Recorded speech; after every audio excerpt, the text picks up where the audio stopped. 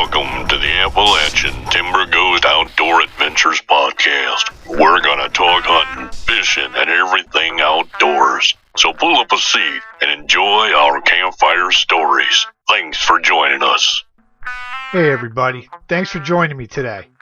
So I got a great guest today. Got Clede Spooner from Struttinbuck.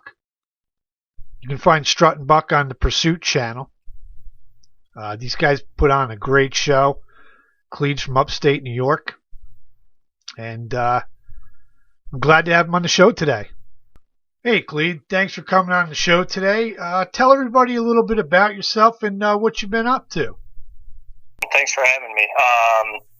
So I've been kind of working in the outdoor industry for, I would say, probably about 10 years now, kind of just, on the side until about 2.5 years ago. I got pretty serious with, different things that I've been doing. And we kind of started out just filming locally here in New York for a local group that a friend of mine and I ran.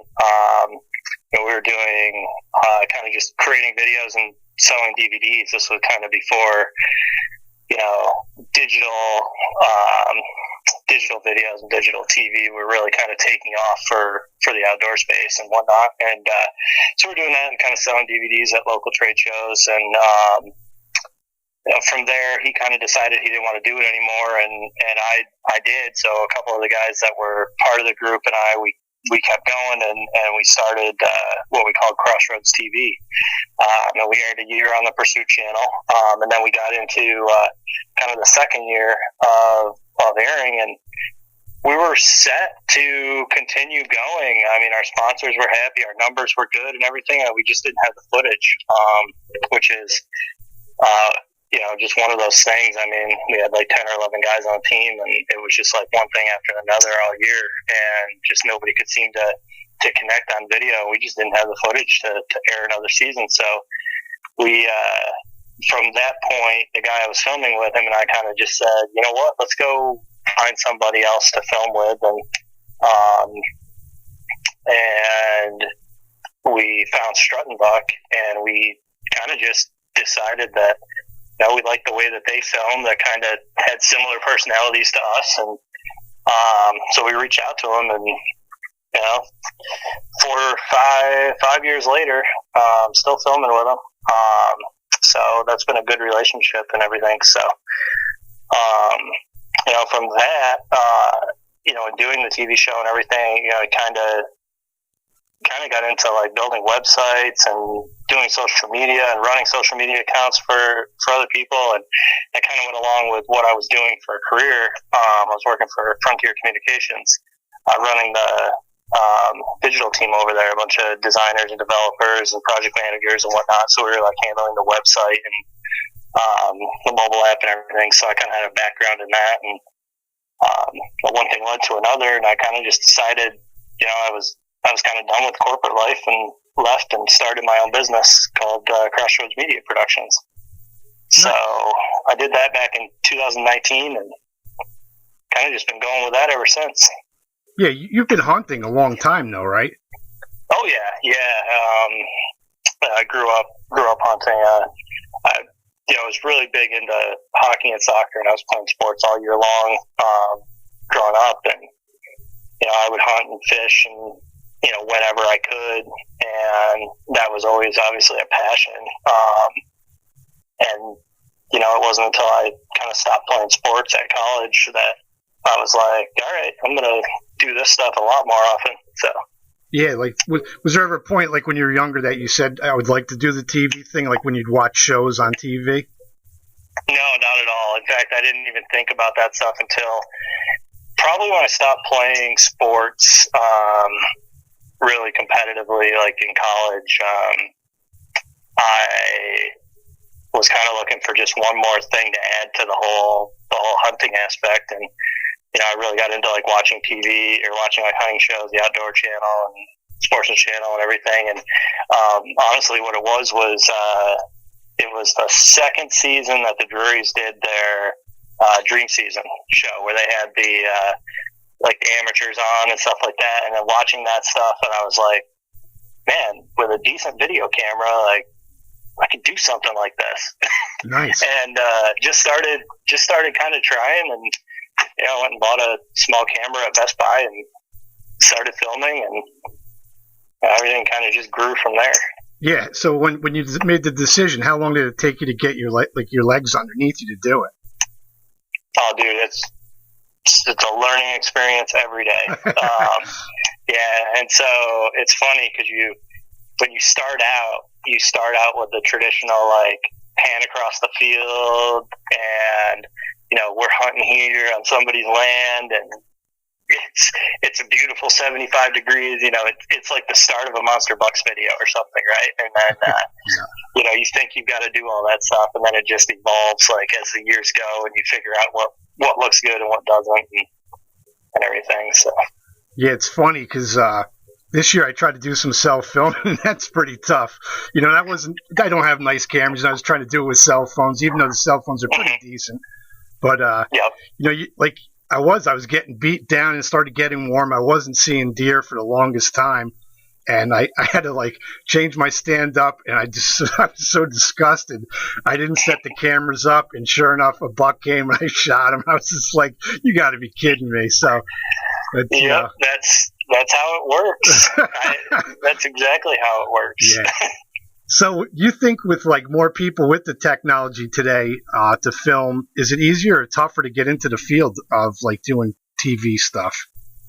I think it's easier to film and create good quality stuff at a entry level price point, if you will. And I'm gonna say, for under $1,000, you can have a decent tree arm, a camera that shoots 4K, and be able to and probably a GoPro too, right. And be able to get that full setup for under $1,000 and be in the tree filming and just teaching yourself. And there's countless videos. I mean, I got some friends that run Film the Hunt. It's a video school, and they've got online courses. They're doing all kinds of great stuff with that, and it's just, I think with today's technology and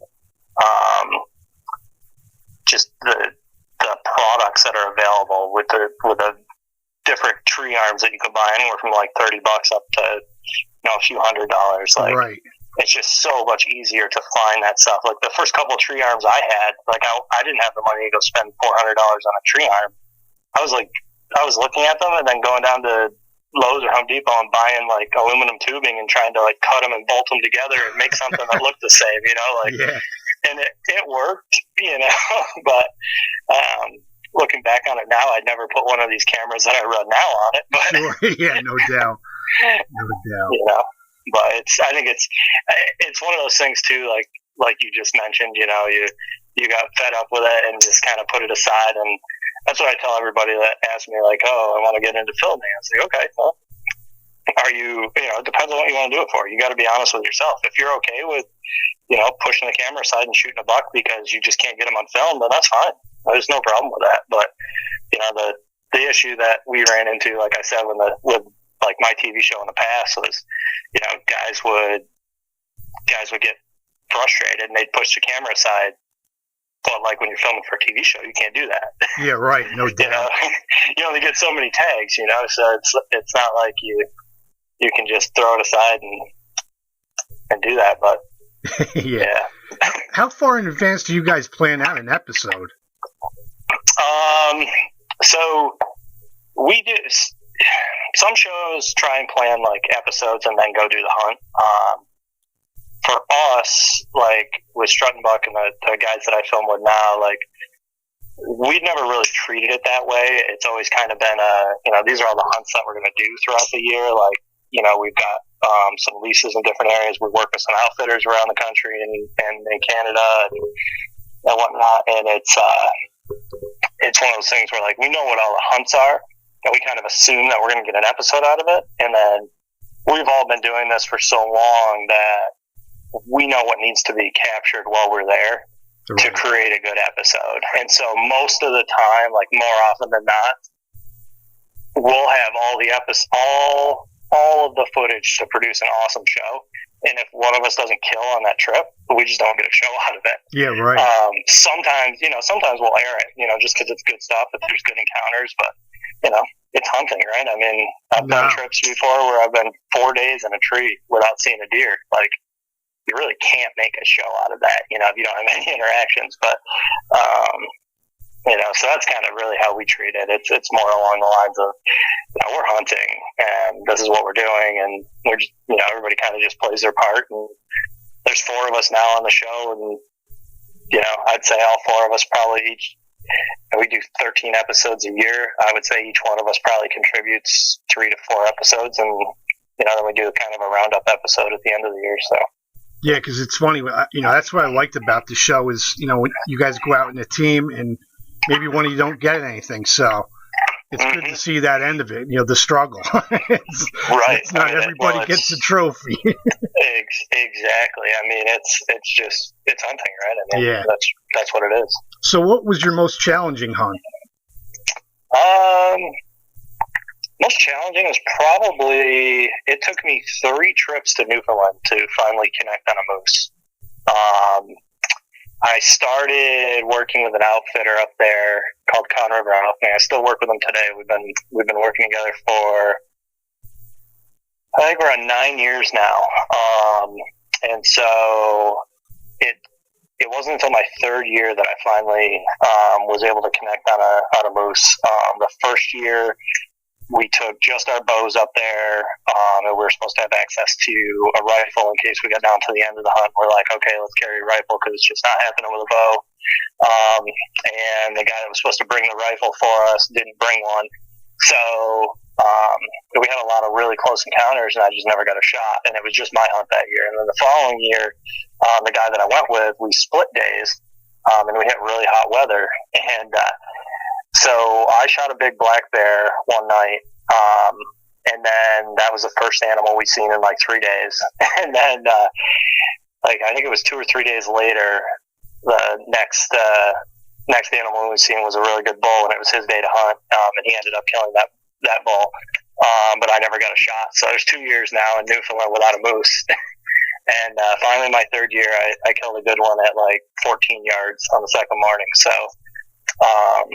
I killed him with a bow, and that was awesome. So it was from a challenging perspective. I mean, it's a lot of those hunts, like whether it's a Western elk hunt or like those Eastern Canadian moose hunts. I mean, they're all physically challenging, but mentally challenging was probably that one. Yeah, just because it took so long, and then you keep going back, and it just feels like there's so much pressure to do it, and Yeah, you just want to get it done. Mm-hmm. Yeah.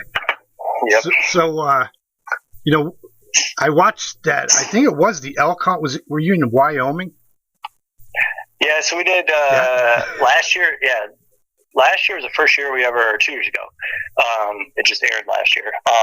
So in 2019, that was the first year we ever elk hunted for Struttinbuck. And so we went to Wyoming, and that was an archery elk hunt on horseback. We got close. Bulls just weren't talking, and we didn't get a shot. And then I was able to hook up with an outfitter in New Mexico who had a landowner permit. New Mexico's kind of cool because you can get landowner permits. You don't necessarily have to use them on the ranch, depending on the permit that you get. And so mine was like a unit-wide ranch.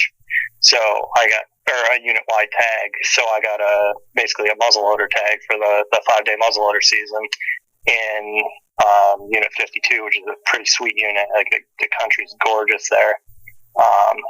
And so we did that, yeah. Yeah, because when I watched that Wyoming hunt, that to me looked really challenging because it seemed so wide open. It seemed like all you guys had was boulders to hide behind. Yeah, yeah. The Wyoming hunt was challenging. It was a lot of wide open area. The one herd that we were hunting, there was 2 6x6s in it, and probably like 20 or 30 cows. And we were on them every day for the whole 5 days, and we couldn't get close enough to them because they just stayed in this like wide open, like this little like ravine, and it was just wide open. And we tried beating them to it one day, and we got down in there, and they skirted us, and ended up coming into it from another side, and then we just couldn't get on them. So yeah, it was really weird because like when you think of Wyoming, you don't think of that little area that we were in for like 5 days straight. It just doesn't look like that everywhere else. So yeah, because I've been out that way, and there's more coniferous trees and oh yeah, but yep, and that particular group that we were on every day, that's just where they wanted to be. Yeah. They found that little ravine and they just stayed in the wide open of it all day long. Wow. Yeah, so like what hunt didn't go as planned that you wish you had another crack at it? Probably, so I was just talking about that New Mexico elk hunt. I'm going to throw myself under the bus here because I missed 2 great bulls that week with a muzzleloader. And so it was 15 minutes into the hunt, I had a shot at a 320 class 6x6, which in that particular unit, anything over that 300-inch mark is a big bull. The unit is, it's high mountain unit and it's got a lot of hunting pressure. And so when those bulls are able to get into that 3 to 320 range, like that's a really good bull. That's like killing a 350 plus bull in a lot of other areas. Right. And we were 15 minutes into the hunt and this bull bugled and we crossed each other. Like he was walking left to right, we were walking right to left, and we were like 200 yards away. And for whatever reason, I couldn't get steady. I had a set of sticks that was too short. They're really sticks for like a bipod, basically for like being able to like kneel and shoot. But the stuff that we were in was so tall that I couldn't do that. So I was basically like trying to half-heartedly freehand it. And I ended up getting a shot on the bull, and I just blew it. I mean, I just missed him at 200 yards, and then to top it all off, I get a shot at another one 3 days later, and I went out there to, listen to bulls scream and come running in, and like that's what I got on the third morning of the hunt. This bull came screaming in, running straight at us, stopped at 65 yards, and I just pushed the shot. I was leaning against a tree, and I just pushed the shot right off and missed him completely. And that stupid bull stood there, let the smoke clear, and just stood there staring at us. And I was able to get reloaded and come back up and shoot, and he just disappeared, and we couldn't find him. I don't know if I hit him. I don't think I did. And the only thing I remember out of that whole thing was I wish that I had taken the extra time so I reloaded while I was like laying on the ground, basically. And I was able to, pour the powder in, get the bullet started, get it rammed down in. But I remember there being like 2 or 3 inches of space with my ramrod still sticking out of the barrel.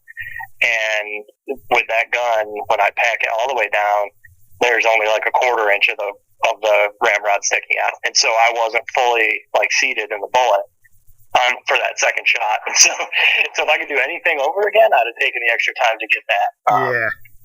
Get that fixed. Well, it's funny. It's like sometimes, like with the muzzle loaders, it's hard to get those shots. They just seem to junk up. Oh, I know. Yeah. So, but Struttinbuck, they featured a show up at New York on your property. So, you guys have like a deer management plan that you use up there, and what do you focus on? Yeah, so my parents own a couple 100 acres up in St. Lawrence County, and it's a really, the northern zone of New York is really tough, right? You end up with like a 10 or 11 week, I forget what it is, gun season, right? And it starts in the middle of October and pretty much goes straight through the middle of December. And it's just brutal on the deer herd. And in that particular unit, I suspect that there's a lot of, I don't call it poaching, but there's a lot of people that think that they can,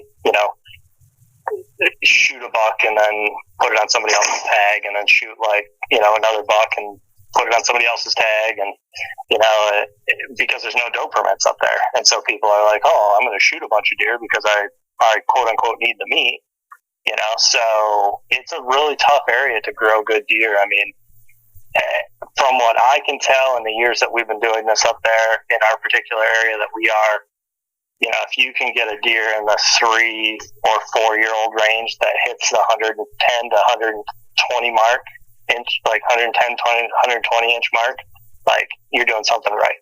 Right. It's just so hard to grow them. The hunting pressure is tough, and then the long gun season just kills it because it runs right through the rut. All the young year-and-a-half-old deer just never get a chance to grow.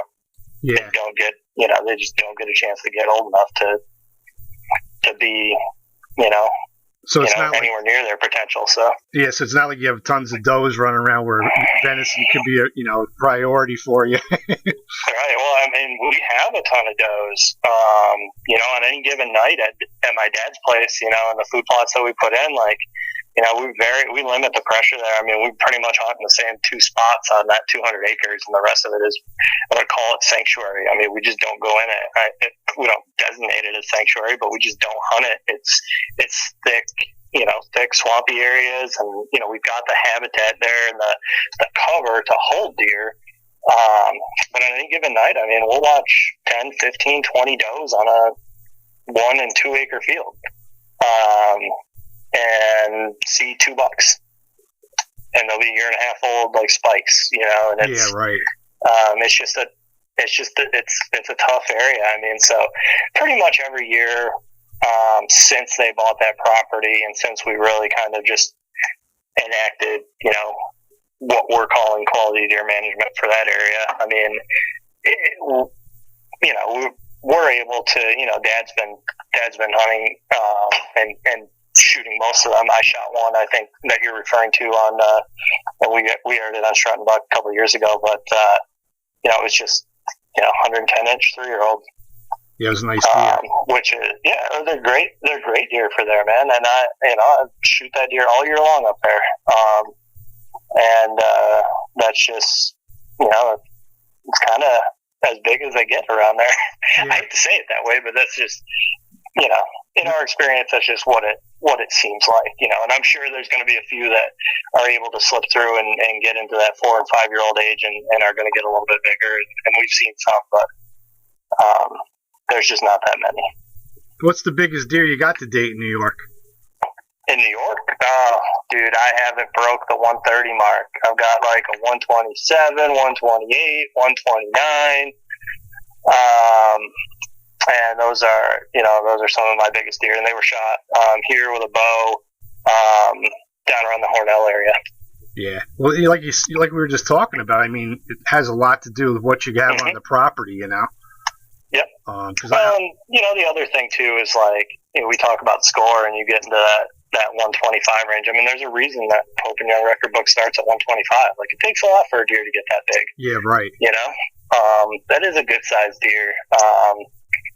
And I think that gets lost in translation with the amount of people that do kill, much bigger deer in much better areas that are really properly managed and whatnot. Yeah. Things get lost in the inches. Yeah, right. Because I got a couple friends, and they're just your average Joes, but I mean, they're very successful. They're always getting over 100. And a lot of times they're busting my chops. So you should have let them go. He'll be a bigger one next year, But yep. But another thing with me too is venison's like a priority on my list. I this past year I had meat panic, and the little 8-pointer I shot. Yeah, he wasn't the biggest, but I was just looking to put something in the freezer, and I had to act quick, because he came. He was, he was going to wherever he was going with purpose, and I had to stop him and take him, and that was it. And that was the only deer I got.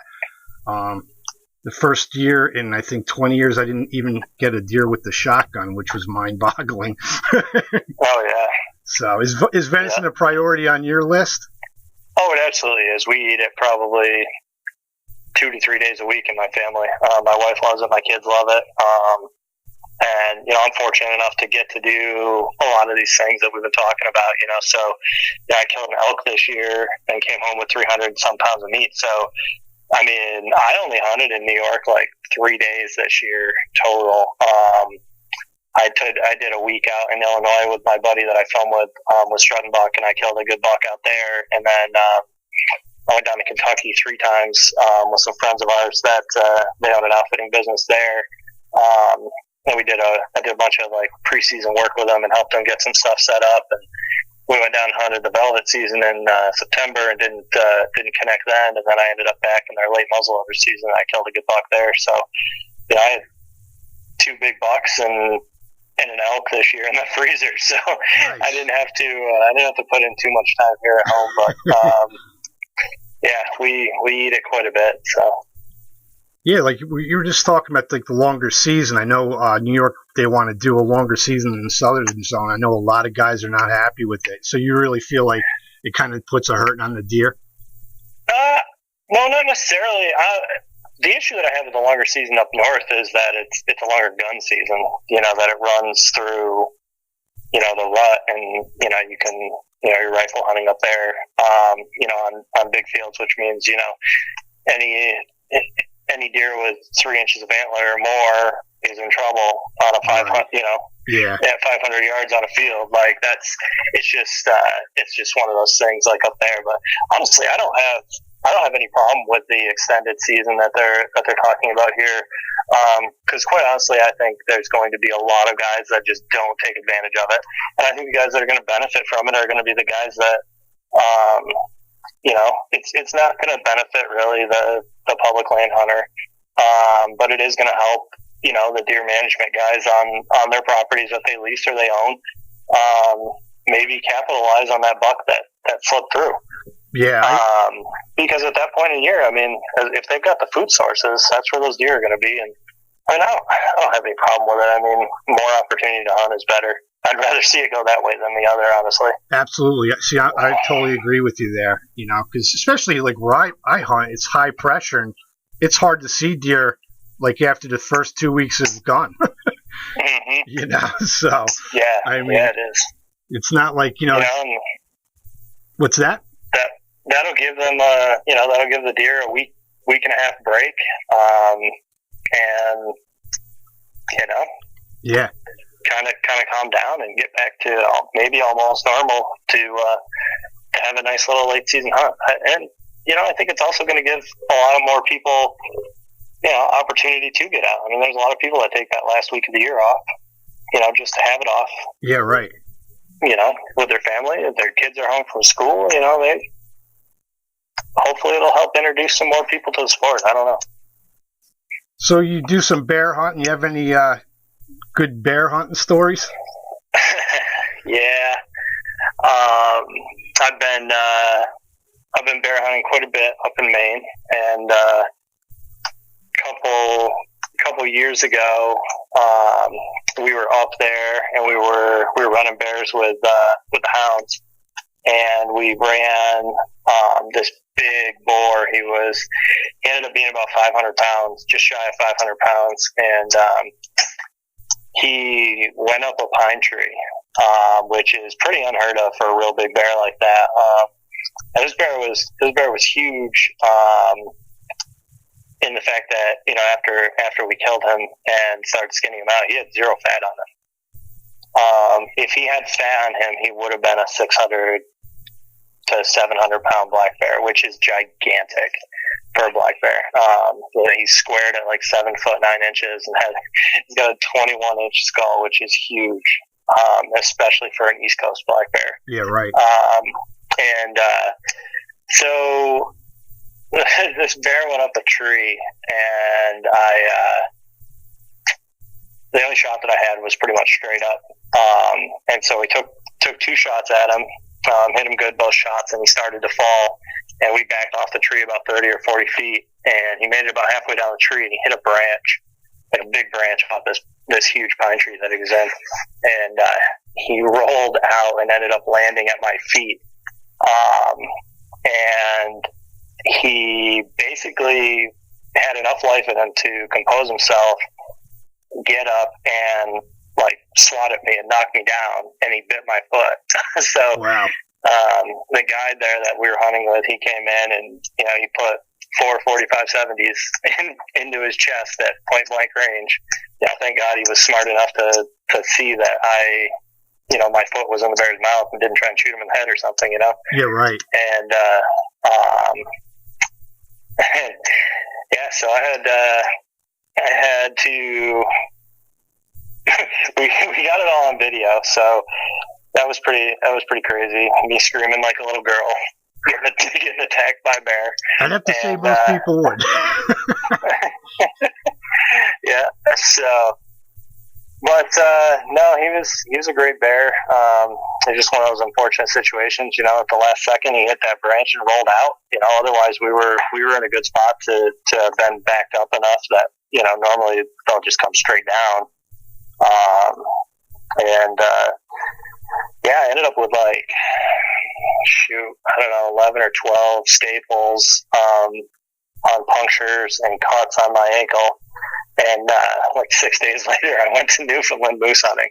Wow. So very nice.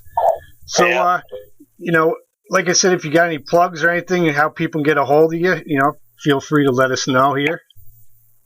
Yeah, absolutely. So you can watch anything, that we were just talking about. Everything's filmed for the TV show that I'm a part of. I don't own the show, I'm just filming them, and I'm part of it. Struttinbuck. You can look them up at struttinbuck.com. And we are on the Pursuit channel, 8 o'clock every Thursday night. We are year round, so you can watch the episodes there. And also online at Carbon TV and Waypoint TV. So you get access to probably the last 5 or 6 seasons online. So a bunch of cool New York stuff on there from New York turkey hunts and New York deer hunts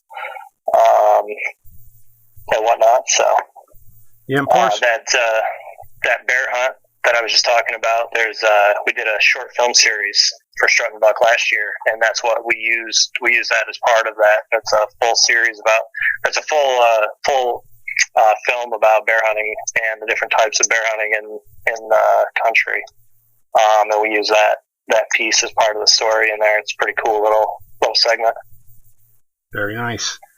Well, I appreciate you coming on, Clede, but before I let you go, I don't know if the bear story counts, but usually I ask people to tell us a campfire story, like a hunting story you love to share, and it's a memorable hunt. Oh, man. Probably my favorite one is the first deer I ever shot with a bow. We nicknamed this deer the sledgehammer buck. I shot this deer when I was 16, and using an old Pearson, I don't even know what it was, a little flipper style rest. I mean, I can't imagine what those arrows were doing. So I hit this deer high and spined him, and the poor deer, he fell to the ground. He was kicking around, and I had 3 arrows in my quiver, and I took a second shot. Just as I shot, I hit him in the rear, and I'm standing in a tree, 16 years old. I don't know what I'm supposed to do at this point, right?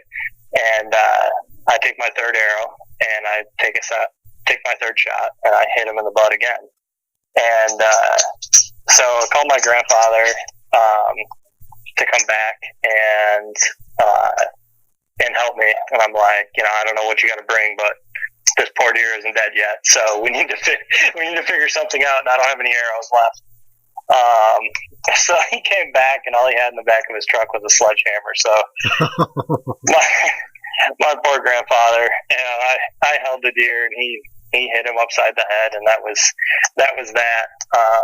And probably one of the funniest things ever. And I felt bad for the deer, but in the end, that was what we had to do to take care of it. And it was one of those moments that you have with your grandfather, the guy who got you into hunting and that's so awesome. Everything. So yeah, cool.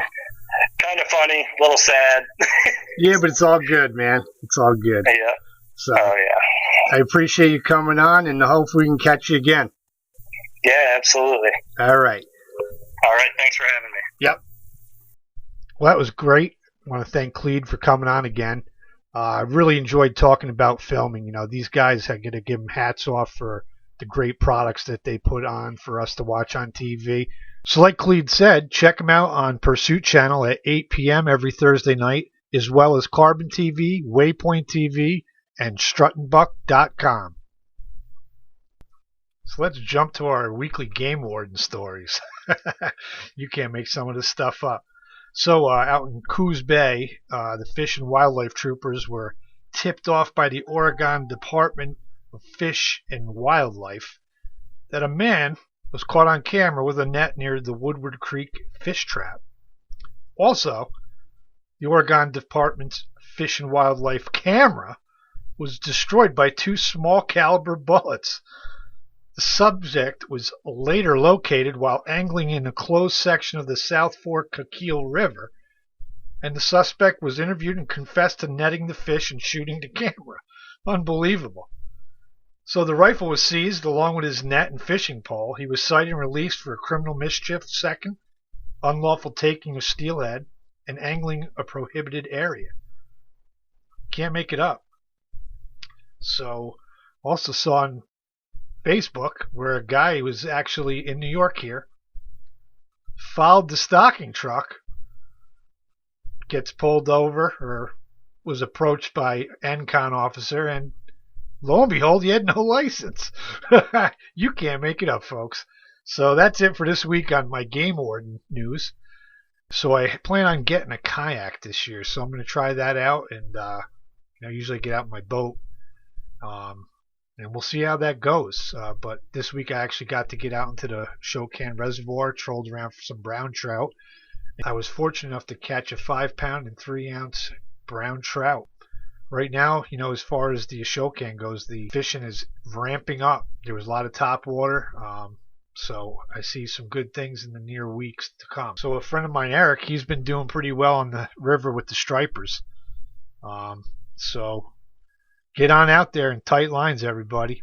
So I'm going to wrap it up for this week. It was great having Clede on here. We all support the New York thing. It's great to see New York being represented on the Pursuit channel. So see y'all next week. This episode of the Appalachian Timber Ghost Outdoor Adventure Podcast is brought to you by Wild Kingdom Soap. Catch us on Instagram and Facebook.